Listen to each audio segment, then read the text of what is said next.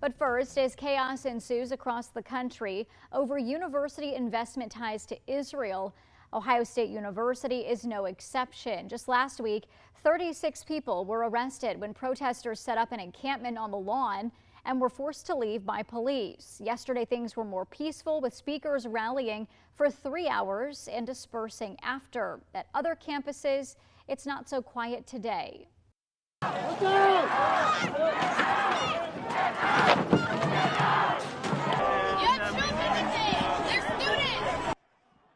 Police in riot gear confronted protesters on the campus of University of California, Los Angeles early this morning after demonstrators ignored an order to disperse. The officers were sprayed several times with some sort of chemical spray by the demonstrators as they entered the encampment. Those orders came after a violent confrontation Tuesday night between the pro-Palestinian protesters and pro-Israeli counter demonstrators on campus. It left about 25 people injured.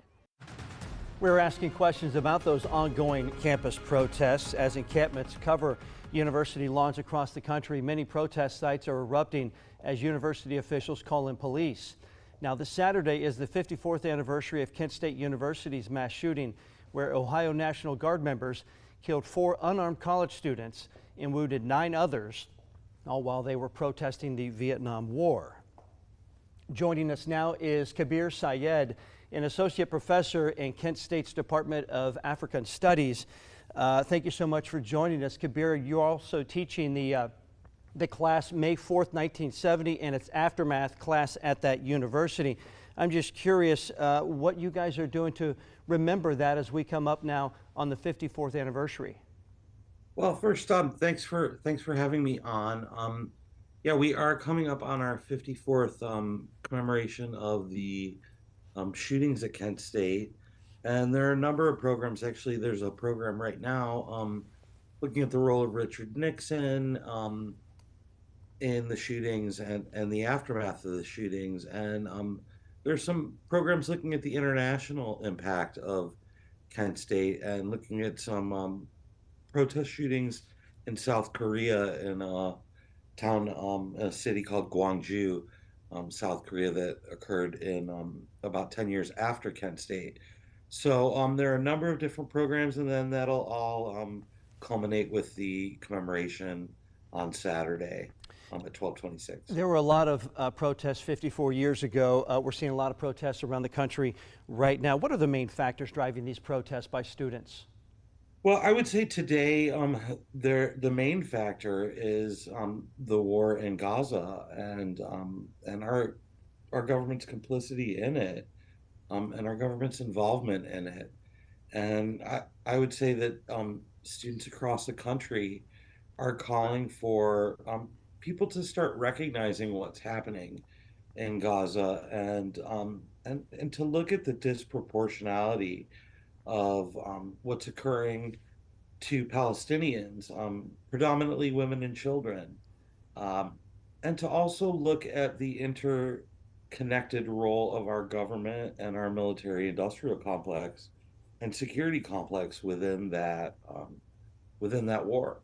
Now, some lawmakers have called on university officials to bring in National Guard to quell the protesters. We know this is similar to what happened on the Kent State campus back in 1970. What are the implications of this kind of call to action? Well, I mean, I would say, we could ask Bill Schroeder, Sandy Scheuer, Allison Krauss, and Jeffrey Miller what the implications are. They couldn't tell us because they were killed at the hands of the National Guard. We just had Dean Kaler, who was also shot, one of the injured students. Sorry about my dog. And he was in our class on Monday night talking about what the implications were for his life. And, he's been paralyzed from the waist down for the past 54 years. And so I would strongly caution universities from taking a military response to First Amendment rights that college students are expressing at this time. It's difficult. I understand that administrations have a difficult time. It causes a lot of problems, costs a lot of money, but we are Americans. I want to we ask you, live Professor in- Syed, if I can, what's your message to those in those encampments when we have situations like we just saw at UCLA where demonstrators allegedly were spraying officers, and also what took place at Columbia University where they took over that university building? What's your message to those protesters? Again, I would say we have a history of these difficult and contentious struggles, and we need to learn from that history. We have to engage in what are very difficult, very complex, and very nuanced conversations. And we have to look at very difficult, complex, and nuanced histories and engage in those struggles as we will. And we're seeing what those struggles cost on the streets of college campuses across the country today.